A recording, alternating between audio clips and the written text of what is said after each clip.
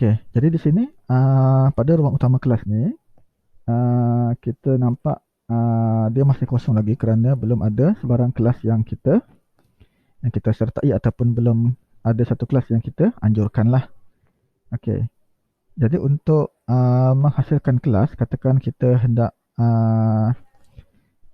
membuat satu kelas baharu.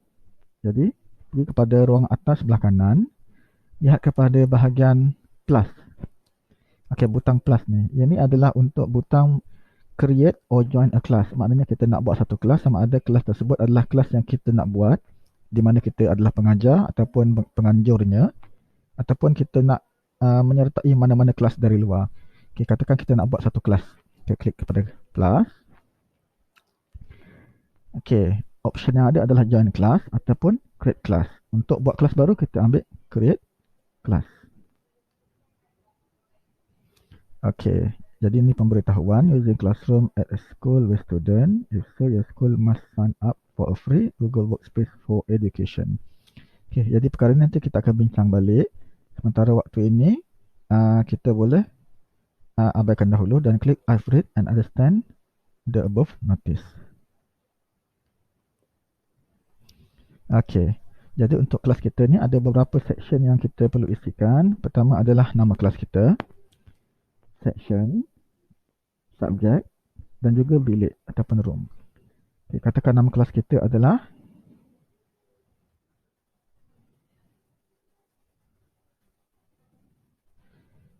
Arab.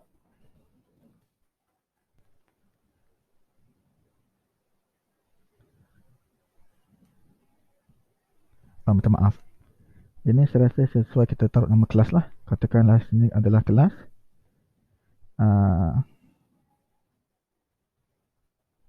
Dan kita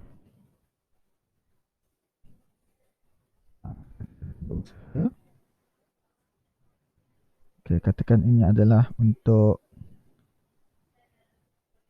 tahun 2021 ataupun sesi 1. Subjek ni baru kita masukkan kita punya nama mata pelajaran. Katakanlah di sini adalah mata pelajaran bahasa Arab. Bila katakan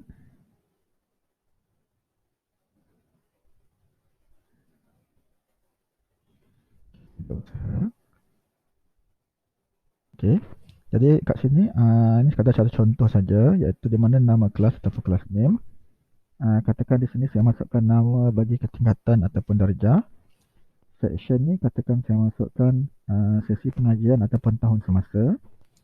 Subjek ni saya masukkan dari segi dia punya subjek yang kita ajar. Dan juga room adalah bilik lah. Okay, create.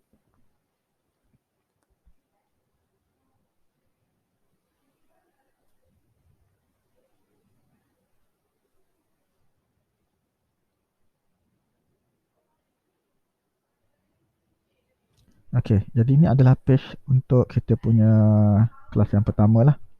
Okay, kita akan dibawa kepada page kelas tersebut. Okay, di sini kita lihat ini adalah kelas 3 usaha sesi pengajian 2021. Okay, langkah seterusnya adalah untuk kita menjemput student masuk ke dalam kelas kita lah. Okay, got it. Klik pada got it. Okay, jadi ini adalah page yang kita akan nampak lah. Okay, cuma apa yang kita boleh nak lihat di sini ialah okay, kita nampak dari segi kelas ini adalah kelas untuk siapa, iaitu tingkatan 3 usaha dan sesi tahunnya. Tapi kita tak pasti ini adalah subjek apa. Okay, untuk lihat lebih lanjut, kita klik kepada arrow yang bawah ni dekat bahagian header ataupun tajuk utama ni. Di situ baru kita nampak subjeknya adalah bahasa Arab. Kelasnya, biliknya adalah 3U. Okey. Okey, ini adalah sesuatu yang biasalah, tapi sekiranya anda rasa ini agak mengelirukan dan sukar untuk difahami, sebenarnya sesuatu ni tidak ada paksaan ataupun tidak ada halangan untuk anda ubah sesuai mengikut kepada paparan yang anda rasa lebih sesuai untuk kelas anda. Okey, jadi sebagai contoh, katakan kita kembali semula kepada page utama. Klik kat sini main menu dan klik kepada classes. Okey, ini adalah satu contoh yang kita buat. Okey, cumanya kat sini kita jadi agak keliru. Yang ni sebenarnya adalah untuk subjek apa. Jadi kita tak jelas lah. Okay, tak berapa jelas. Jadi satu lagi cara untuk kita buat kelas ataupun buat kelas baru yang mungkin lebih mudah untuk kita fahami.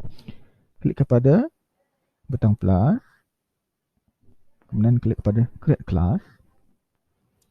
Okay, ini sekali lagi ada sedikit makluman tentang penggunaan Google Workspace for Education. Okay.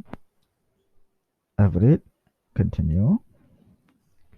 Okay, apa kata untuk kelas name ni kita ubah kepada tajuk modul ataupun subjek. Sebagai contoh, ini adalah bahasa Arab. Okay, katakan buat kelas 321.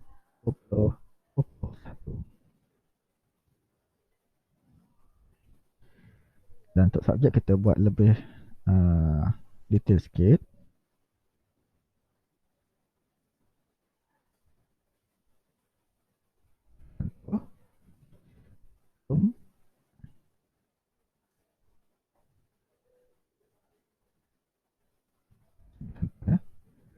Kat sini kelas name ni saya gunakan nama untuk subjek yang kita nak ajar.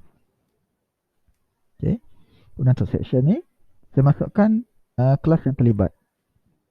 Sebagai contohnya kelas 3U sebagai contoh. Dan sesinya adalah tahun 2021. Okey. Subjek ni mungkin saya masukkan lebih detail lah. Mungkin kod subjek ataupun sebagainya. Okey, ini adalah satu cadangan lah yang boleh anda guna pakai sekiranya anda rasa yang kaedah pertama tadi menyukarkan pelajar ataupun menyukarkan guru untuk mengenal pasti itu adalah untuk subjek apa. Okey, yang kat sini kita gantikan terus nama kelas kepada nama subjek yang kita hendak ajar lah. Okey, kemudian klik kepada create.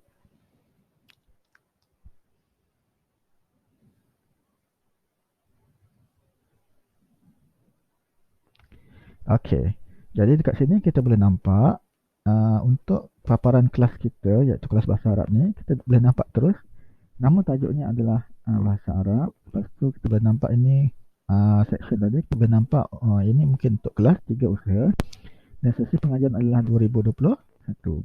Dan maklumat lanjut kita boleh lihat apabila kita tekan butang arrow ke bawah ni baru nampak lebih detail lah subjek apa dan juga bilik mana. Okey. Okey, jadi ini adalah paparan dia lah untuk kelas baru. Dan sekiranya kita kembali kepada main page iaitu kita punya dashboard utama, pergi kepada menu classes. Okey, kita boleh nampak di sini. Okey, kita ada dua kelas ni.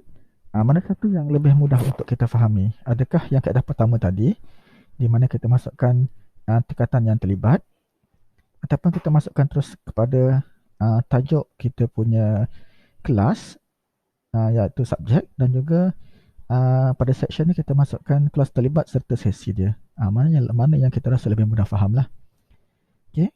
Jadi itu saya rasa tuan-tuan puan-puan boleh pilih lah ya mana yang lebih sesuai. Okay, katakan kita dah buat dua kelas ni dan kelas yang pertama tadi kita rasa kita nak ubah soal ataupun nak buang. Okay, pada dashboard ni kita akan nampak pada start kelas ada 3 button dekat sebelah kanan ni.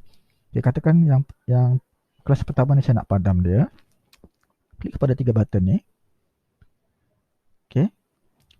Dan saya boleh ambil option nama dia archive. Okay, archivekan. Okay, secara ringkas kelas ni tak boleh padam ya, tapi kita boleh archivekan dia. So kita klik pada archive. Okay, archive class causes it to be archived. Archive class can't be modified. This class will move to your archive classes. Class file will remain in Google Drive. Okay, maknanya kalau kita archivekan sesuatu kelas, file-file tak hilang, cuma dia tidak boleh diubah sesuai. Ini sesuai untuk dilaksanakan bagi kelas-kelas yang telah kita selesai laksanakan. Okay, terutama bagi kelas-kelas yang ada markah lah. Jadi bagi kelas-kelas tersebut kalau dah selesai kita akan archivekan dia. Tapi dalam kes ini, kelas ini kelas yang kita nak abaikan lah ataupun delete. Jadi option delete tak ada, so kita boleh ambil option archive. Okay, so dia hilang daripada kita punya page. Okay, so itu saja. Okay, terima kasih.